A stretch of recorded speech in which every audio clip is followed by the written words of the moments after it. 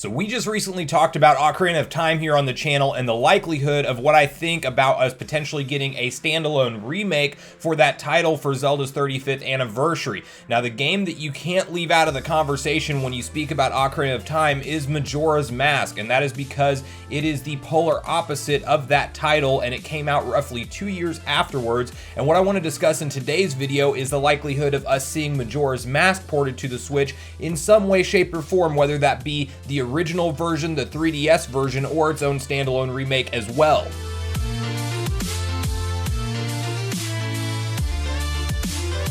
What's up, Nation? If it's your first time on the channel, make sure you join Sunbro Nation by subscribing below. Hit the like button on this video if you enjoy it today, and make sure you turn on your bell notification icon so you're kept up to date with all the newest gaming news. Now, guys, we're going to continue our discussion on this channel around the Zelda 35th anniversary and what titles I think we could potentially see announced from Nintendo, hopefully sooner rather than later, as there is a number of rumors that we may get a Zelda-focused Direct anytime as soon as April, but most likely as late as June or July. Now, today we have to talk about Majora's Mask, and that is just simply because it is the extension of Ocarina of Time, and it focuses on what Ocarina of Time is not, and that is a up-close and personal look into the world and to the NPCs and their personal stories of what's going on and what is going to be affected by the world of Termina being under the threat of end by the moon crashing down. And what this game really introduces that is truly unique to only this Zelda title is a resettable timeline where events unfold the same way each day, but you have the ability to impact those certain events and choices by the choices that you make, and then you can actually reset the timeline and do certain things that are saved and that you will be able to carry forward to your next playthrough, and then a bunch of stuff that gets totally wiped away. So it is a totally unique concept, and it's something that if hardcore Zelda fans are out there that have not played this game, they absolutely need an avenue to do so. Now, unlike Ocarina of Time, where I can see them potentially porting that to the Nintendo Switch as a standalone title, I think us getting this as a standalone title as far as Majora's Mask on the Switch goes is significantly less likely. And I still think my number one prediction for the Zelda's 35th anniversary, if we get these titles ported over at all, it'll be a combo pack of the 3DS versions of these titles. So that would consist of Ocarina of Time 3DS and Majora's Mask 3DS as a bundle pack. I still think that makes the most sense because these are already done in HD, and they would look fantastic if you just simply up-res the entire resolution and maybe touch up the textures here and there, and that's all you're going to have to do, because Nintendo's favorite Zelda remake studio, Grezzo, has already done both of these projects, and they still look so great, and they're not so heavily reliant on the touch controls at all. In fact, they're just more there for kind of a easier menu system, so there's not a lot of tweaking that would need to be done for the 3DS version of this game to come over. And why I think that is the most logical reason that Nintendo will go ahead and port them over is because it's going to be the easier path, and it's already done in HD. There is the argument that this could potentially get a standalone remake as well, and while I don't find that as likely, and one of the reasons to back that up is just its overall sales numbers, when you look at something like an Ocarina of Time, it sold roughly 7 million units for the first time on its actual release on the N64, and then it resold another 7 million units when it was re-released on the 3DS. Now, Majora's Mask, on the other hand, actually sold about 3 million units, so literally half of what Ocarina of Time sold, and then the same thing on the re-release as well. It just crossed barely 3 million units when it was released on the 3DS version in HD. So I do think that this game does not have the same power in the franchise that an Ocarina of Time does, and that's probably one of the reasons why we won't see Nintendo do a standalone, but most likely rather a bundle pack of this game with Ocarina of Time. Now, if we do see the standalone, remaster of Ocarina of Time, like I'm hoping that maybe we will one day, I don't necessarily think it's as likely for the 35th anniversary, but if we do actually get that standalone remake, then at that point Nintendo may look at somehow porting this game over to the Nintendo Switch, at which point it will be kind of weird if they remake Ocarina of Time from the ground up and don't give Majora's Mask the same treatment.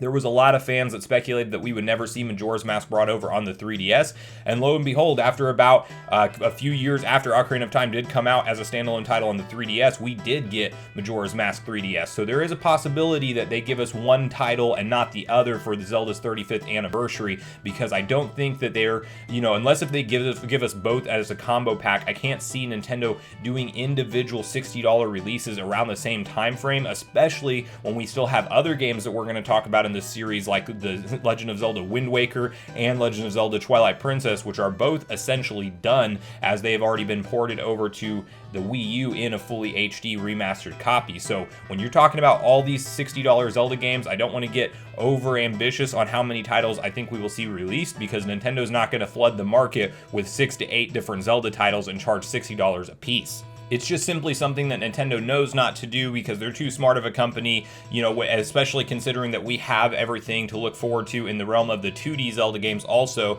like the heavily rumored Oracle remakes or even a Zelda 1 and 2 remake. So I don't think that we see all of these games come out as standalone $60 titles, which is why I think still the most likely option that we get Ocarina of Time and Majora's Mask ported to the Switch together in the 3DS pack is probably the most likely route we will see Nintendo go. However, let's say that they don't do that. There is some other avenues that they could go to get these games over, one of which I don't hope we see, or at least not anytime soon, because I'd rather have it come over in the HD versions, is they could simply add the Nintendo 64 to the Nintendo Switch Online as an available console to play through these classic titles on, and then obviously two staple classics on the N64 are Ocarina of Time and Majora's Mask. So that's totally possible that we see them come over that way in their original form, but I do think Nintendo needs to give us the HD versions of this game at some point. But while it's less likely that it comes out individually, I still think that, at the bare minimum, if they give us the 3DS with up-res, that will be sufficient. But if you haven't played Majora's Mask, a big reason this needs to come over is if you are going to, at any point in time, or you've already played through Ocarina of Time, you have to experience Majora's Mask, as it is the polar opposite of what that game accomplishes in Ocarina of Time. So with Ocarina of Time, you have the giant dungeon exploration, the open world, the more linear, like go beat this temple, then this temple, and then you're getting medallions along the way, all towards the end goal of going to Ganon's castle. Whereas in Majora's Mask, it is a much more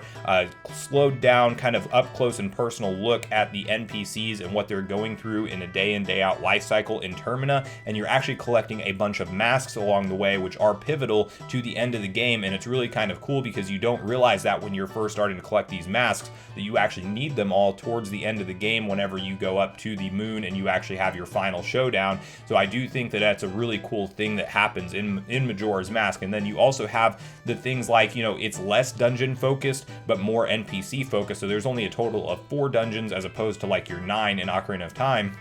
which are still really awesome, but you're actually just summoning giants to help you with saving the land of Termina. And the way that this is all done with the time mechanic is so unique, and it's never really even been attempted again in a different Zelda game. And you still have a whole section of hardcore Zelda title or fans that will say definitively that Majora's Mask is their favorite game. It's definitely the darkest tone that we've seen. I'm maybe expecting Breath of the Wild 2 to surpass it in the level of darkness, but up to this point in time, it is definitely the darkest Zelda game that we've seen with a bunch of different stuff, and it's a lot more mature than maybe what you would expect a Zelda title, especially back in the day on the N64, to be. So there's a bunch of different reasons this game needs to come over. I just hope we get it in the best version possible, and it's not like a 4x3 port of the original game, because while that game does still look great, and it can look great in HD if you just simply up-res it, it's not quite up to standard with what they did on the 3DS version and what Grezzo accomplished with that. They even did a bunch of revisions to certain controls and things, not all of which fans are